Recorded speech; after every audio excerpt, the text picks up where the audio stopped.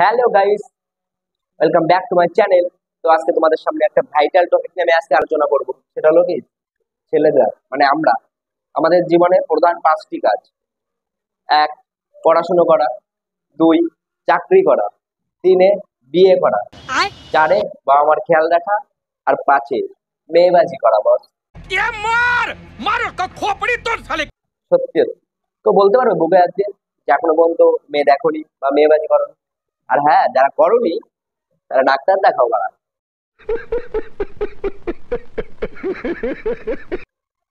এটা সবাই করে বস। তো যাই হোক, আমার জীবনে এই মেয়ে দেখা নিয়ে আমি আজকে কিছু বলবো। তো সেটাই তোমাদের সামনে শেয়ার করবো, ঠিক আছে? মেয়ে দেখা বস কিন্তু একটা ইন্টারেস্টিং, রোমাঞ্চকর এবং মনমুগ্ধকর, যেটা আমার কাছে লাগে। शाबाश बेटा, बहुत बढ़िया। অফকোর্স আমি আশা করি সব ছেলের কাছে এটা লাগে। মেয়ে বস কিন্তু সবাই দেখে, স্কুল ছুটির টাইমে দেখবো স্কুলের সামনে, কলেজ ছুটির টাইম দেখবো কলেজের সামনে, কিন্তু বাস স্ট্যান্ড, এটা সবাই বস। তো তার আগে আমার YouTube channel blue by SK তোমরা সবাই ইউটিউবে গিয়ে সার্চ করো ব্লু বাই এসকে এবং সাবস্ক্রাইব করো। তো আমি তোমাদেরকে সবসময় চেষ্টা করব পৃথিবীর সবচেয়ে যত ইন্টারেস্টিং জিনিসগুলো আছে সেগুলো আমি তোমাদের সঙ্গে শেয়ার করার, ঠিক আছে? কারণ বস, আমার বাবা ইউটিউব চালায় না, আর ফেসবুক থেকে আমার বাবাকে ব্লক করে রেখেছি আমি, ঠিক আছে? তো তোমরা দেখতে থাকো এবং আমাকে সাপোর্ট করতে থাকো, আমি তোমাদের পাশে অল টাইম আছি। তো প্রথমেই আমি তোমাদের একটা বেসিক ইনফরমেশন দেবো, সেটা হলো মেয়েবাজি করা কয় প্রকার জানো? 2 প্রকার। क्या सीन है, वाह क्या सीन है। একটা হলো অবিবাহিত মেয়ে, একটা হলো বিবাহিত মেয়ে। তো ফার্স্ট আমি বিবাহিত মেয়েটা নিই। বিবাহিত মেয়েদের সঙ্গে প্রেম করলে কি হয় জানো? সেটাকে বলা হয় বৌদিবাজ ছেলে। যেমন আমাদের সুপ্রিয়দা, ছোট্ট ছেলে, বৌদিবাজ। বলেন কি? আর অবিবাহিত মেয়ে মানে যেটা আমরা স্কুল বা কলেজের সামনে গিয়ে যেটা করি সেটাকে বলা হয় অবিবাহিত। তো দুটোর মধ্যে বিষয়বস্তু কিন্তু একটাই, বাট তফাৎ ওর দুটো জায়গা। তো বিবাহিত মেয়েদের সঙ্গে দেখা করার লোকেশন 5 স্টার হোটেল, বার, আর কখনো কখনো দাদা বাড়িতে না থাকলে ওদের বাড়ি। सब क्या देखना पड़ रहा है। अच्छा है मैं अंधा हूँ। আর অবিবাহিত মেয়েদের সঙ্গে দেখা করার লোকেশন পাট বাগান, স্কুলের সামনে, কলেজের সামনে, আবার কখনো কখনো বাস ধাম। কি বলবো আর। তো আমাদের স্কুল লাইফেরই এমন 2-1 জন বন্ধু থাকে যাদের কাছে এই মেয়েদের পুরো ভ্যারাইটি কালেকশনটা থাকে বস। তো আমারও সেমন একটা বন্ধু ছিল, বন্ধুটার নাম ছিল সায়ন, যার কাছে পুরো ছবি, Facebook ID, Insta ID, WhatsApp number, A to Z ছিল ওর কাছে, ঠিক আছে? কি বলবো আর, সবকিছু মানে ফুল। কি দরকার তোমার? বৌদিদের নাম্বার, মেয়েদের নাম্বার, সবকিছু ওদের কাছে থাকতো, ঠিক আছে? তো হঠাৎ ও একদিন আমার কাছে এলো, এসে বলছে, ভাই তো একটা নাম্বার দিচ্ছি, এই নাম্বারটা কল কর, দাদা বাড়িতে থাকে না, বৌদি অসহায় হয়ে কাউকে খুঁজছে, তো তুই ফোন কর। তো আমিও কি বলবো গাইস, এখন বলতে হয় সত্যি সত্যি, সিঙ্গেল লাইফ, তখন ফুল সিঙ্গেল, এখনো সিঙ্গেলই আছি, বাট সিঙ্গেল ছিলাম, তো ভাবলাম কল করি দেখি, এমনি জাস্ট কথা বলি। তো আমি বাড়িতে এসে ছাদে বসে কল করেছিলাম। তো কল করলে বৌদি ফার্স্টে আমার ফোনটা তোলেনি। তো আমি আর কি বলবো, ভয়ও করছে, আবার কলও করতে হচ্ছে। আমি ভাবছি, যদি দাদা তোলে তাহলে কি হবে। তো বৌদি তখন ফোনটা তোলেনি। कोई बात नहीं, हम तो चूतिए हैं, दोबारा ट्राई करेंगे। और क्या बहस और कोई काम है हम पे। তো তার কিছুক্ষণ পরে এসে বৌদি আমাকে কল করছে। কল করলে মানে বৌদি বলছে, কে? আমি সেই আমি দাদার ভাই বৌদি। তো বলছে, কোন ভাই? হ্যাঁ, তোর সঙ্গে দেখা হয়েছিল, তুমি ঠিক করে ভাবো। তো আমি কি বলবো, আমি তো তখন ইমোশনালে পড়ে গেছি, আমার এমনিতে ভয় ভয় করছে। তো আমি তাও বলে ফেলেছি। বলার পরে উনি বলছে, ও চিনলাম। আমি বললাম, ঠিক আছে তাহলে বৌদি, কথা হবে আবার। তারপর থেকে বৌদির সঙ্গে আস্তে আস্তে কথা শুরু হলো। তো বৌদি হঠাৎ করে আমাকে একদিন বাড়িতে অফার করলো, বলেন কি? বলছে আমার বাড়িতে আসো, তোমাকে বিরিয়ানি রান্না করে খাওয়াবো। তো আমি সানডে দেখে একদিন গিয়েছিলাম। তো বৌদিদের বাড়ির সামনে গিয়ে আমার একটা চিন্তা শক্তির প্রকাশ হলো, যে কি করব আমি এখন, ঢুকবো কি ঢুকবো না, কে আছে কে না আছে বাড়িতে, আমি তো কোনোদিনও যাইনি আগে। তো তারপর আমি সেই চিন্তা শক্তির পাশ ঘটিয়ে ঢুকেই গেলাম বৌদিদের বাড়িতে। তো গিয়ে আমি যখন ডাকলাম বৌদি, তো বৌদি বললো, কে? বললাম, বৌদি আমি তোমার দেও। বলছি ও তুমি, আসো আসো রুমে আসো। তো তারপর রুমে গেলাম, গিয়ে দেখি বৌদি পুরো স্নান করে গেছে। আমি বললাম, বৌদি স্নান করে গেলে কি করে? বলছে আমি তোমার জন্য রান্না করছিলাম, তো গিয়ে দেখি বৌদি বিরিয়ানি রান্না করতে গিয়ে ঘুমিয়ে গেছে পুরো। তো তারপর বৌদি আমাকে খেতে দিল কিছুক্ষণ পরে। তো খাওয়া দাওয়া করলাম, তারপর একটু খেললাম। समझ रहे हो समझ रहे हो आप समझ रहे हो আই মিন লুডু, বাস লুডু, নেগেটিভ নেবে থাকে। লুডু খেললাম।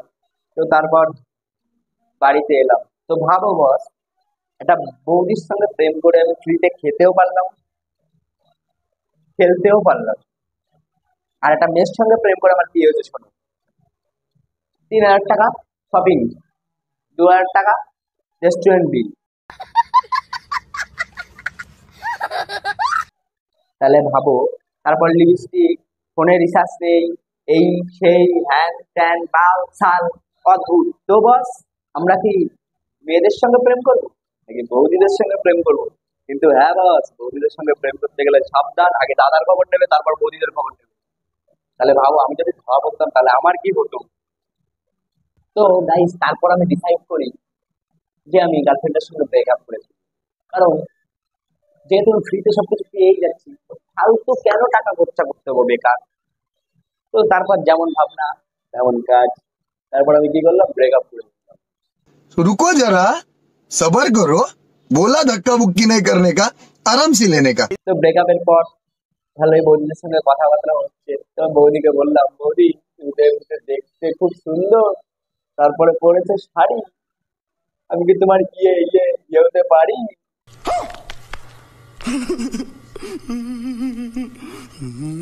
তো গাইস, এরকম চলতে থাকলো। আমার তো মনে খুব ফুরফুরানি, ঠিক আছে। তো তারপর আমি যেমন, আমার মন যেমন ছিল দেখো।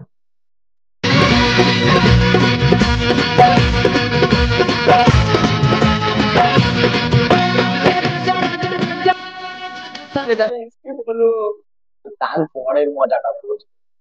হঠাৎ করে একদিন মেলায় গিয়েছি। তো মেলাতে গিয়ে আমার না বৌদিদের চোখে পড়েছে। এবার ওই বৌদিটাকেই না আমি দেখছি। তো দেখলাম একজনের সঙ্গে মেলায় ঘুরছে। फालतू को तो एकदम को भी नहीं তো বললাম হয়তো দাদা এসে। তো তারপর না আমি সবকিছু জানতে পারি। আমি একটা ফ্রেন্ডকে কল করি, তাকে জিজ্ঞাসা করি, দাদা কি বাড়িতে এসছে? বলছে কোন দাদা? আমি বললাম ওই বৌদিটা দাদা। তো বলছে কি না তো আসেনি। তো তারপর না আমি বৌদিদেরকে ফলো করি। তো ফলো করলে দেখলাম ওরা দুজন একটা বাইক নিয়ে মেলা থেকে বেরোলো। বেরিয়ে কিছু দূর গিয়ে একটা ডাক্তারের দোকানে গেল ছেলেটা, আর বৌদিটা গাড়িতে ওখানে এলো। कंट्रोल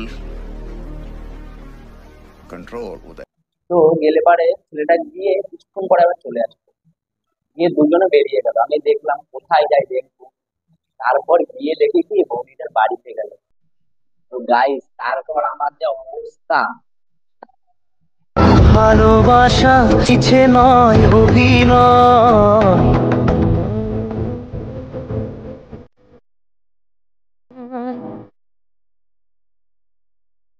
গাইস, এবার তোমরা ডিসাইড করো কি করবে। গাইস, আমার কথা যদি মেনে চলো তাহলে আমি বলবো বৌদিদের দিকে যাবেই না। বৌদিদের সঙ্গে প্রেম করা মানে 33,000 ভোল্ট বস, 33,000 ভোল্ট। ধোঁকাবাজের 1 নম্বর পার্ট যদি কেউ হয় সেটা হলো বৌদিরা। ওই জন্য বলছি গাইস, কেউ কোনো ভুল করবে না, ঠিক আছে। ভুলেও তো বৌদিদের দিকে যাবে না। মেয়েদের দেখো কলেজের সামনে, স্কুলের সামনে, ওটাই আমাদের ঠিক আছে, ঠিক আছে। তো গাইস, কি বলবো, বালসাল বৌদিকে দিকে যাইও না মোটে, ঠিক আছে। মোটামুটি দেওয়া হয় আর কি দেখো।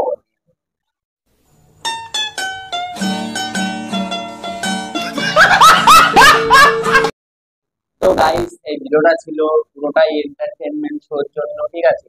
তো তোমরা কেউ কোনো মাইন্ডে নেবে না, বিশেষ করে বৌদিরা তো নেবেই না, ঠিক আছে। বৌদিরা প্লিজ কোনো মাইন্ডে নিও না। আর সুপ্রিয় দা, তোমাকে নিয়ে বলেছি তুমি কোনো মাইন্ডে নিও না যদি এই ভিডিওটা তুমি দেখে থাকো, ঠিক আছে। তো সত্যি সত্যি এটা কিন্তু সাপোজ সত্য ছেলে মানে বৌদিবার ছেলে,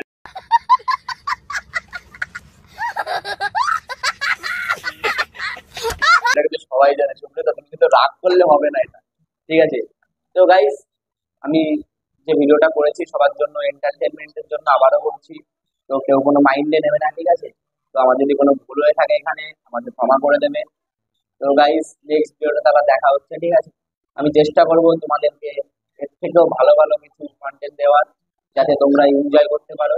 তো গাইস, আজকে এই পর্যন্তই। রাধে রাধে বন্ধুরা, আবার দেখা হবে। টুলু ভাই এসকে নামটা মনে রাখো, সাবস্ক্রাইব করতে একদম ভুলো না বস। তো আজকে এই পর্যন্তই, পরবর্তী ভিডিওতে আবার দেখা হবে। खत्म। Bye bye, tata, good bye, गया।